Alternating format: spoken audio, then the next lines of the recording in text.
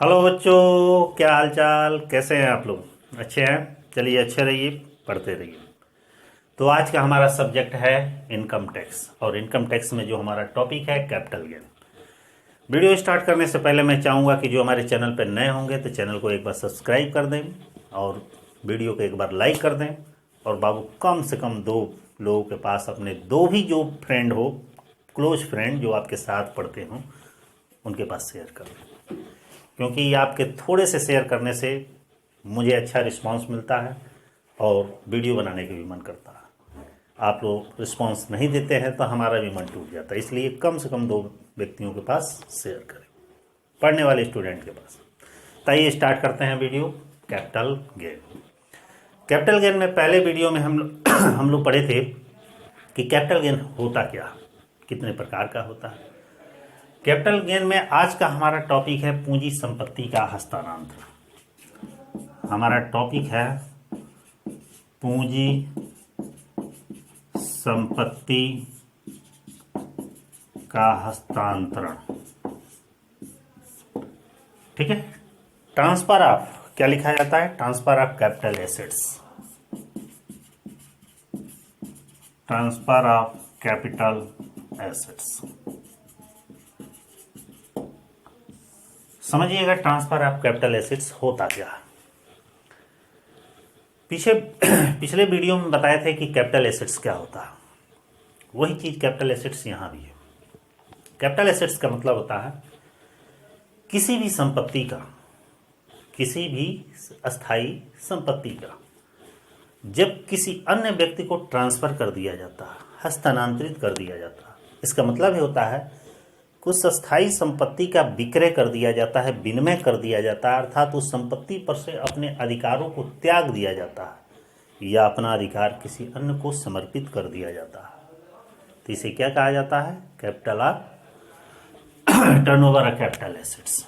इसका मतलब होता है कि संपत्ति को, ध्यान दीजिएगा, संपत्ति को बेच देना, ठीक है, उसका विनिमय करना मतलब एक्सचेंज करना, अधिकारों को समाप्त या त्याग करना। कि जब अपनी किसी संपत्ति पर से संपत्ति को बेच देते हैं या उसका एक्सचेंज कर देते हैं, विनिमय कर देते हैं, या उस संपत्ति पर से अपना अधिकार, स्वामित्व पूर्णतः समाप्त करके दूसरे को समर्पित कर देते हैं, तो इसी को capital transfer of capital assets कहा जाता है। जैसे मान के चलिए कि आपके पास एक गाड़ी है, 1 लाख की गाड़ी आप यूज कर रहे हैं, आप खरीदे हैं, आप ही उसके ओनर हैं, आप ही मालिक हैं। लेकिन कुछ समय बाद उस गाड़ी को किसी सेकंड पर्सन को अब सेल कर देते हैं, 50,000 में बेच दिए, 60,000 में बेच दिए। कहने का मतलब है कि उसके बदले आप मूल्य ले लिए और गाड़ी को, उस संपत्ति को उस व्यक्ति के नाम समर्पित कर दिए। अब उस संपत्ति पर, उस गाड़ी पर आपका अधिकार नहीं रहेगा। किसका रहेगा? जिसने लिया है उसका रहेगा। इसे क्या कहा जाता है? ट्रांसफर ऑफ कैपिटल एसेट्स कहा जाता है। इसमें समझने का तो बहुत सारे पॉइंट्स हैं, लेकिन ये मुख्य 3 पॉइंट है। संपत्ति को बेच देना, विनिमय करना, अधिकारों को संपत्ति पर से अधिकार समाप्त कर लेना या त्याग कर देना, ही ट्रांसफर ऑफ कैपिटल एसेट्स कहा जाता है। प्रश्न इसमें यह है कि किसे संपत्ति का हस्तांतरण नहीं माना जाता। ये अपवाद में माना जाता है।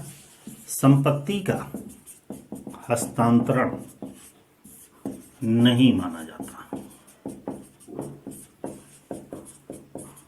इसके कुछ अपवाद दिए गए, ध्यान दीजिएगा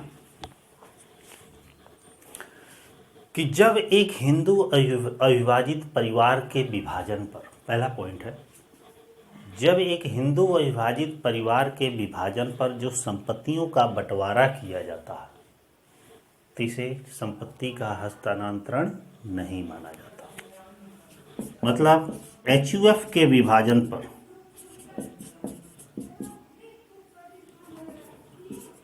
विभाजन पर, ठीक ना, संपत्ति का बंटवारा। मतलब कि एक हिंदू अनडिवाइडेड फैमिली जब डिवाइड होती है तो उस समय उसकी एसेट्स, जितने भी उसमें व्यक्ति होते हैं, मेंबर्स होते हैं, सदस्य होते हैं, उनके बीच डिवाइड की जाती है, बांटी जाती है, तो उसे ट्रांसफ़र नहीं माना जाता। ठीक इसी तरह कोई वसीयत, उपहार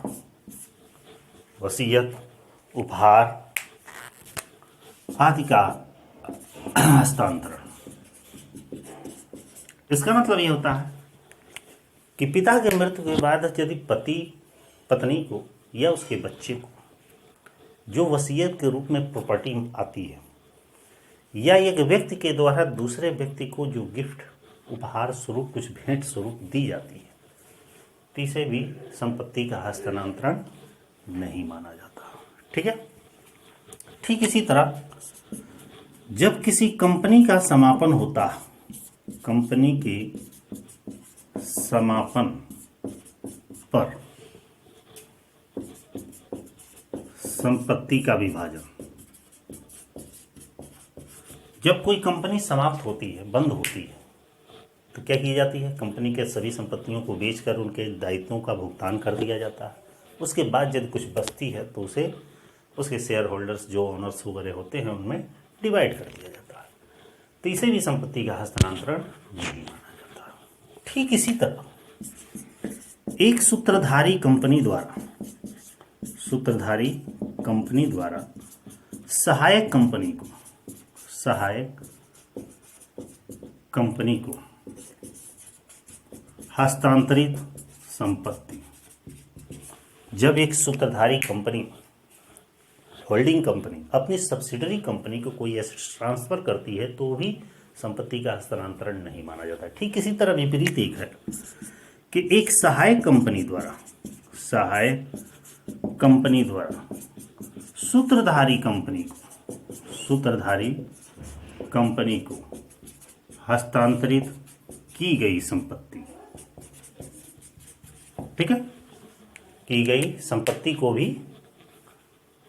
क्या नहीं माना जाता है, ट्रांसफर ऑफ एसेट्स नहीं माना जाता। ठीक इसी तरह जब दो या दो से अधिक कंपनियों का एकीकरण होता है, एमालगेशन होता है, तो वहां पे एक कंपनी का दूसरे कंपनी में, दूसरे कंपनी का इस कंपनी में संपत्तियों का आदान प्रदान होता है, तो उसे भी ट्रांसफर ऑफ एसेट्स नहीं माना जाता।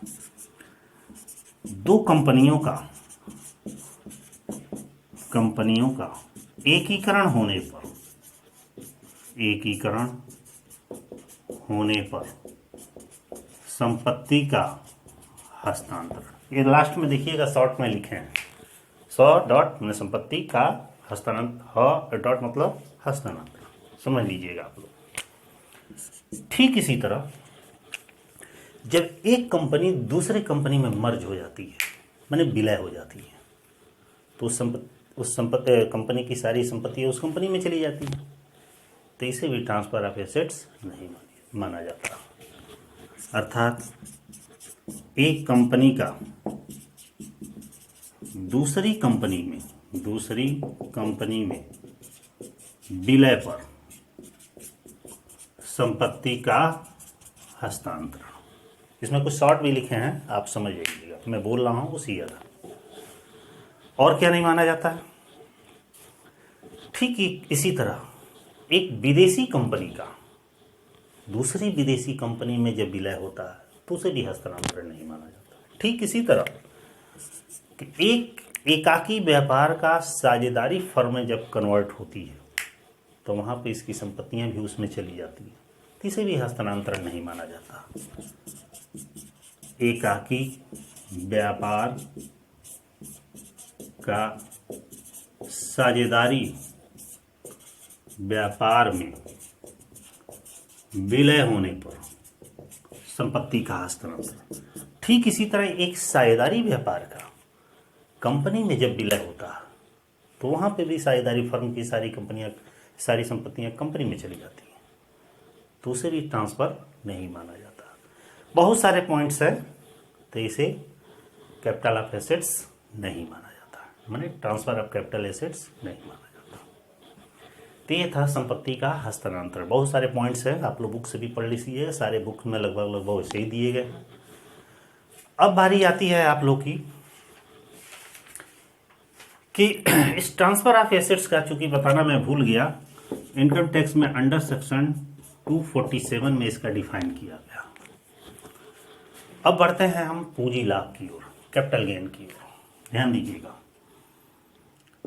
अगला टॉपिक है पूंजी लाभ, कैपिटल गेन। ठीक है,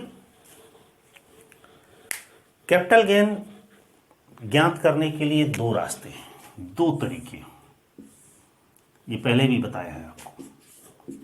एक होता है अल्पकालीन पूंजी लाभ,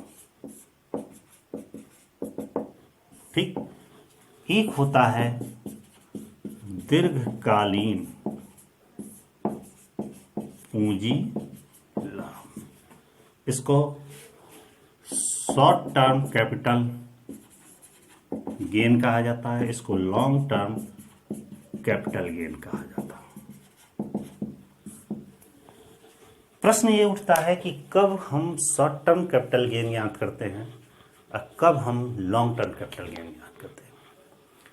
ध्यान से सुनिए, शॉर्ट टर्म कैपिटल गेन तब ज्ञात किया जाता है जब किसी संपत्ति को क्रय करने के बाद, जब किसी संपत्ति को क्रय करने के बाद 36 महीने के अंदर, 36 महीने के अंदर बेच दी जाती है, तो वहां पे जो गेन होता है या लॉस होता है वो शॉर्ट टर्म कैपिटल गेन होता है या लॉस होता है। क्वेश्चन कोई भी कैपिटल गेन का लगाइएगा तो पहले पूरा क्वेश्चन पढ़िएगा, पढ़ने के बाद से ये देखिएगा कि वहां पे संपत्ति को क्रय करने के कितनी अवधि के बाद बेचा। जो 36 महीने के अंदर बेचा है तो वहां शॉर्ट टर्म कैपिटल गेन का रूल अप्लाई करिएगा, और जब 36 महीने से अधिक अवधि के बाद बेचा है तो वहां पे लॉन्ग टर्म कैपिटल गेन का रूल लागू करिएगा। ठीक है, आइए सबसे पहले शुरू करते हैं शॉर्ट टर्म कैपिटल गेन। सवाल हम कैसे लगाएंगे ये ध्यान दीजिएगा। यहां लिखते हैं computation of capital gain, capital gain. ध्यान दीजिएगा, हम इस शॉर्ट टर्म का रूल बता रहे हैं आपको। नीचे लिखते हैं असेसमेंट ईयर 2020 और 21, ये आपका पूरा प्रोफार्मा। ठीक, सवाल का प्रोसेस शुरू करते हैं। क्या होता है? सेल ऑफ एसेट्स, माने उस संपत्ति को बेचा गया है वह। ध्यान दीजिएगा, इसकी में से हम घटाते हैं लेस सेलिंग एक्सपेंसेस। इसका मतलब सेलिंग एक्सपेंसेस का मतलब होता है कि माल को बेचते समय, एसेट्स को बेचते समय हमने कुछ खर्च किया, जैसे सेलिंग एक्सपेंसेस कहा जाता है, जैसे ब्रोकरेज, कमीशन एक्सेट्रा। ये सब सेलिंग एक्सपेंसेस में आता है। इसको घटाया जाता है तो कुछ अमाउंट आएगा, इसको कहा जाता है नेट सेल या नेट सेल कॉन्सिडरेशन। ओके, इसके बाद से हम घटाते हैं लेस परचेज ऑफ एसेट्स। मतलब जिस संपत्ति को हमने बेचा है उस संपत्ति को पहले खरीदा कब था, किस मूल्य में खरीदा था, वह चीजें हम घटाते हैं। घटाने के बाद से कुछ अमाउंट आएगा, फिर इसमें से हम घटाते हैं लेस कास्ट ऑफ इम्प्रूवमेंट, मतलब सुधार करने की लागत। मतलब मान लीजिए कि कोई एसेट्स आपने खरीदा तो उसमें कुछ ना कुछ सुधार करवाएंगे ही, कुछ बनवाएंगे, कुछ उसमें वर्क करेंगे, तो जितने भी एक्सपेंसेस होंगे वो कास्ट ऑफ इम्प्रूवमेंट के अंतर्गत आते हैं। इसे भी हम घटा देंगे। अब यहाँ जो बचेगा यह हमारा कहलाएगा कैपिटल गेन। अब कौन सा capital gain? Short term capital gain. इसके बाद भी अभी एक स्टेप और है, वो कहलाता है एग्जम्पशन, छूटे, कटौती, लेस। एग्जम्पशन अंडर सेक्शन कौन कौन से दिए गए हैं शॉर्ट टर्म कैपिटल गेन के लिए? 54B दिया गया है, 54D दिया गया, under section 54B and 54D। और कौन कौन से सेक्शन दिया गया है? 54G है, 54GA दिया गया है, etc। बहुत सारे दिए होंगे। इसको जो घटाने के बाद हमारा जो अमाउंट आता है उसी को कहा जाता है taxable short term capital gain. ये आपका कंप्लीट क्या हुआ, एक तरह से रूल हुआ। एक बार और ध्यान दीजिएगा कि शॉर्ट टर्म कैपिटल गेन हम कैसे ज्ञात करते हैं, कहाँ ज्ञात करेंगे? कि जब किसी संपत्ति को क्रय करने के बाद 36 महीने के अवधि के अंदर बेच दी जाती है तो वहाँ शॉर्ट टर्म कैपिटल गेन ज्ञात किया जाता है। अपवाद को छोड़ दीजिए, कुछ चीज़ें अपवाद है, अभी अपवाद हटा दीजिए। ज्ञात करने का तरीका है कि सबसे पहले हम सेल लिखते हैं, सेल से संबंधित कोई खर्चा होता है तो सेल में से घटा देते हैं। नेट सेल या नेट सेल कंसीडरेशन आता है, उसमें से जितने में वो असेट्स खरीदे हैं वो उसे घटा देते हैं, उसमें जितना भी एक्सपेंसेस किए हैं वो घटा देते हैं, हमारा कैपिटल गेन आता है। उसमें से कुछ एग्जम्पशन है, 54B, 54D, 54G, 54GA के अंतर्गत है। तो ये चीज़ें बाद में आपको बताएंगे। घटाने के बाद जो आएगा वो taxable short term capital gain कहलाएगा। ठीक है। इतने रूल को नोट कर लीजिएगा, क्योंकि इसी रूल पे एक छोटा सा मैं क्वेश्चन बताने वाला हूँ। ठीक है, आइए शुरू करते हैं। वो हमारा क्वेश्चन क्या है? क्वेश्चन हमारा है, एक एग्जाम्पल कि मिस्टर एक्स एक व्यक्ति एक भवन संपत्ति कब किस तारीख को बेचा? 30 जनवरी 2020 को एक भवन बेचा। कितने में बेचा? 2,10,000 में बेचा। ओके, फिर कह रहा है उस पर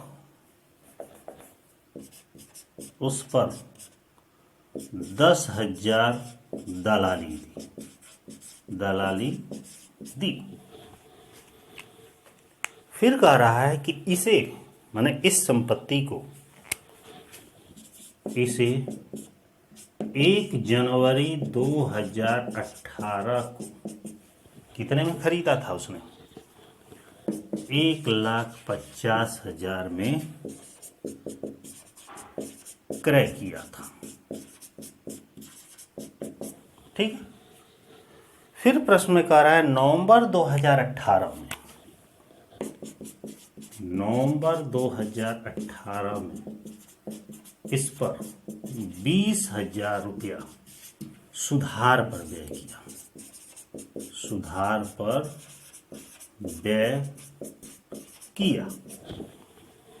प्रश्न में आपसे पूछ रहा है कर निर्धारण